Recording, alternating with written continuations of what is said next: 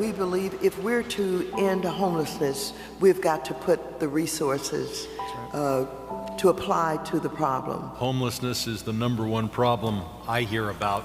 The federal government has to do more as far as resources. We have to be more efficient in how we spend them. I want to conclude my remarks by saying that despite the challenges and the scale of the problem, there is hope.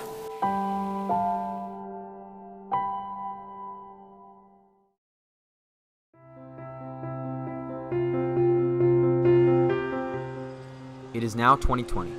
This year's presidential election and the actions taken by our leaders in Washington have the potential to be a turning point in many of the country's pressing issues.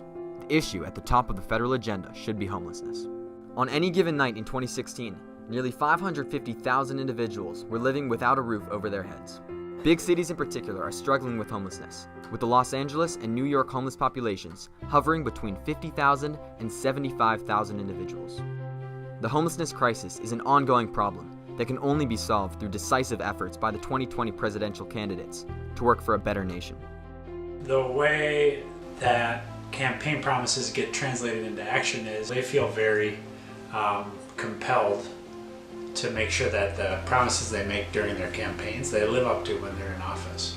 There are a few primary techniques that can be used to address the homelessness problem. Housing first, employment first, and action at a local level.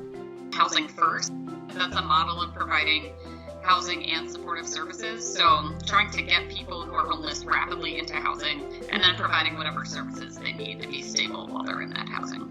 So what makes housing first effective? When people are homeless, they're dealing with a lot of issues. Sometimes they're dealing with mental health issues, substance abuse issues. It's a lot easier to deal with your issues when you're stably housed. It's very logical that if you can just get someone off the street and have them have some confidence that they'll have somewhere to stay, they'll be in a much better position. The Housing First approach has seen successful results in places where it has been implemented, such as Utah, where chronic homelessness has been reduced by 91%. The strategy has also been used in other countries, notably Finland, where 2/3 of their homeless population has found stable housing. If we can get those folks into housing first, people do often do a lot better. Other organizations prefer the employment first strategy. This strategy is built on the belief that getting homeless individuals into jobs that allow themselves to make their own income will save taxpayer dollars, while also benefiting the homeless community in the long term. At the Association of People Supporting Employment First, they believe that employment is a powerful tool for helping those at a disadvantage.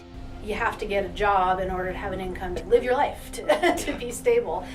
So in some way, shape, or form, we had to talk about that. Stability includes employment, right? It includes self-sufficiency. Employment can especially be valuable when helping individuals with disabilities. People with disabilities are more likely to be homeless and vice versa. For those living on the streets, they've experienced these challenges firsthand. Well, I suffer from a mental illness. I am a survivor of childhood sexual abuse my whole childhood. For 4 years after that happened, I couldn't go out of my house. So for me to be able to sit here and talk to everybody, I'm doing something. I'm proud of me. Oftentimes, homeless individuals are not provided with the personalized treatment that they require. This is where the need for local action arises. By coordinating a variety of related strategies and resources and investing resources wisely, the base of a solution can be found for the issue. We provide several different services. We provide 3 hot meals a day. People can get, clean clothes, receive mail here, get an ID, get a job. Shelters are often the first place that homeless individuals turn to for quick, individual care. I think it's a common misconception that it's easy to get all kinds of assistance in this country, and it's not. Shelters can only do so much when serving an increasing number of people. I think it's really a community effort. We provide the resources that we have, but there also are a lot of obstacles in place that prevent these people from moving on from this point. Shelters only provide a temporary housing solution for homeless individuals who require a stable foundation.